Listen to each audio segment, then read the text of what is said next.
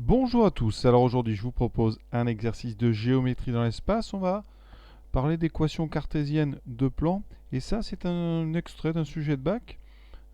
Ici on va essayer de trouver une équation cartésienne d'un plan en connaissant un point de ce plan et deux vecteurs directeurs.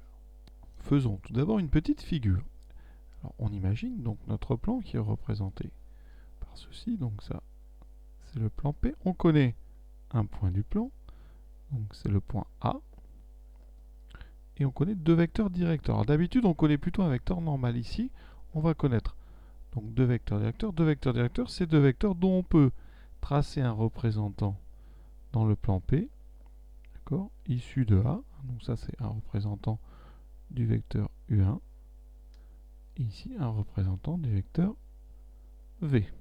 Et ces deux vecteurs permettent dans le plan P, eh bien, d'avoir deux directions non collinéaires et donc de pouvoir construire, si on veut, un repère du plan.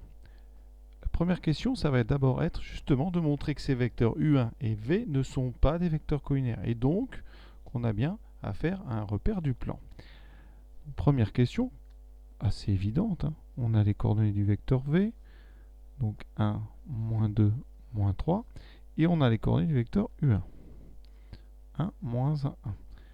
Est-ce que ces deux vecteurs sont collinéaires? On regarde si les coordonnées sont proportionnelles. Vous voyez bien ici que les X et les Y, eh bien, si on regarde les produits en croix, ça fait 1 fois moins 1, moins 1, moins 2 fois 1, qui donne donc moins 2, et on voit bien que ça fait ceci moins 1 plus 2, ça fait 1. Ce n'est pas égal à 0, donc les coordonnées de V et de U1 ne sont pas proportionnelles.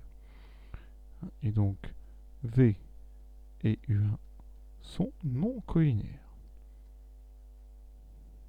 Ça veut dire qu'on peut tout à fait considérer le plan P, d'accord, défini par le point A et par les deux vecteurs, donc U1 et V. D'accord?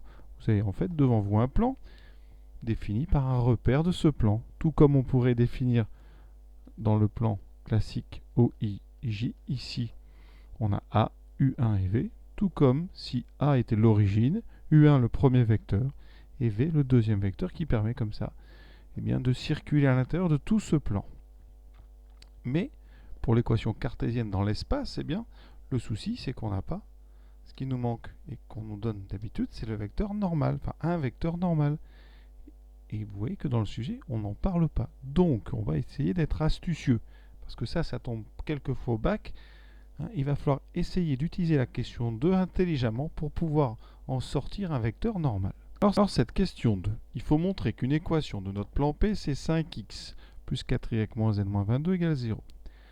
Nous, pour trouver une équation cartésienne de plan, on a toujours besoin d'un vecteur normal.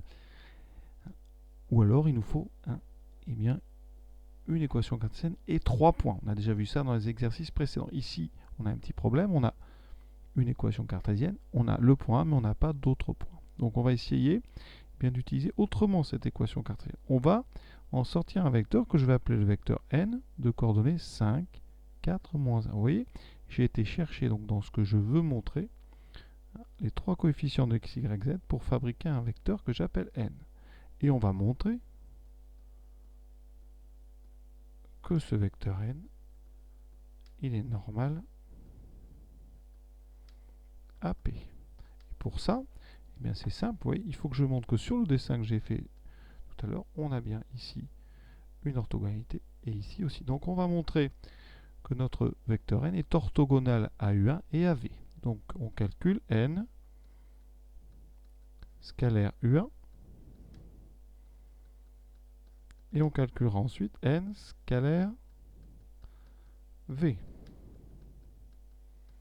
Ça me donne donc ici pour le premier produit scalaire 5 fois 1, 5, 4 fois moins 1, moins 4, moins 1 fois moins 1, je trouve bien 0. Donc j'ai déjà bien un vecteur n qui est orthogonal à U1. Ensuite, je fais pareil avec V, 5, moins 8, 2 fois 4, moins 1 fois moins 3, plus 3, ça donne bien 0. Conclusion, n est orthogonal à U1 et V1 qui dirigent mon plan P, donc ils sont non collinéaires. Donc n est orthogonal à deux vecteurs non collinéaires du plan P, donc n est ce qu'on appelle normal au plan P. Donc on a déjà trouvé un vecteur normal. Et maintenant, on est sur des choses beaucoup plus classiques. On a un vecteur normal, on a un point, et donc on va avoir très vite une équation cartésienne. Donc, avec ce vecteur normal, j'en déduis qu'une équation peut être donc 5x plus 4y moins z plus d égale 0. Et d, c'est un nombre réel que je vais essayer de trouver. Avec quoi je vais le trouver? Avec mon information, celle que je n'ai pas encore utilisée, le point A. Le point, je sais que le point A, de coordonnées donc 2, 3, 0, il appartient au plan P. Donc quand je remplace, j'aurai 5 fois xa, donc 5 fois 2, 10, plus 4 fois 3, 12, moins 0 plus d, qui est égal à 0. Je résous cela, ça donne d égale moins 22. Conclusion, le plan P, eh bien, admet bien 5x plus 4y moins z moins 22 égale 0 comme équation cartésienne. Et vous voyez que l'exercice est terminé. Donc, seule difficulté, qui n'est pas des moindres quand même, c'est d'aller chercher dans ce qu'on vous propose de montrer trois nombres pour former en fait un vecteur n. Et on montre, ça c'est important, on montre que ce vecteur est bien normal au plan P en faisant le produit scalaire avec U1 et V. Comme ça, vous avez réussi à trouver un vecteur normal et vous l'utilisez après de façon très classique pour trouver une équation cartésienne. Voilà. J'espère que ça vous a plu. À très bientôt.